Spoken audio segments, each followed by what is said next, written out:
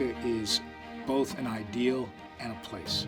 And the 250s is an opportunity for America to understand itself through its complexity, through its fullness of its history, and that America's great strength is that it's a place in evolution, a place of pursuit, not a place that is already there. Revolution Crossroads is a new project that the Smithsonian is embarking on in partnership with the Library of Congress to look at all of the holdings we have from the time period of our nation's founding to see if we can bring them all together and use advanced technology to help us learn maybe something new from that time period. Revolution Crossroads is really a rich opportunity for a couple of reasons. The first is that it brings together two very large repositories, and repositories that hold different kinds of records about the past, right? The Library of Congress is mostly documentary items, things that are written, things that are drawn. The Smithsonian collections have some of those materials, but are mostly three-dimensional artifacts. So putting these two types of evidence into conversation with each other can reveal new patterns, new discoveries about the Revolutionary era that can help historians, but also the general public, sort of better understand and have a complete understanding of the period. We know about the big names and the big battles, and we've all learned in our history classes about the founding of our country. But there was also communities being built and everyday lives going on at that time that have maybe not had as much time spent in terms of research. There's still so much to learn about the Revolutionary era.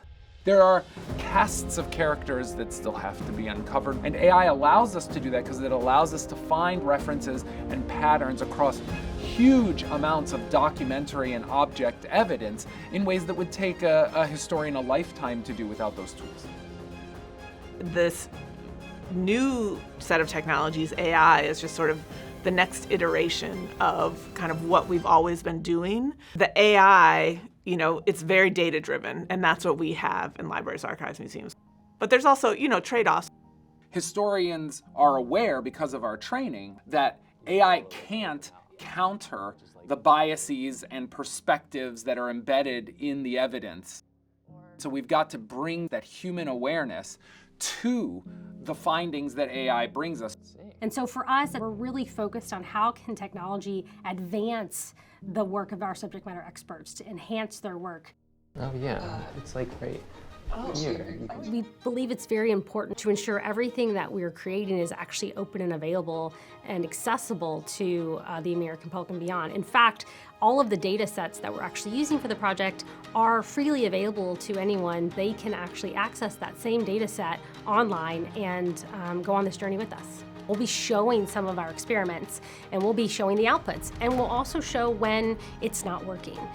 We're hoping that by bringing our data together, by showing what's possible with these AI technologies, that we can show that researching historic time periods with historic documents with these modern tools is a really compelling thing to do. And check this out. Whoa.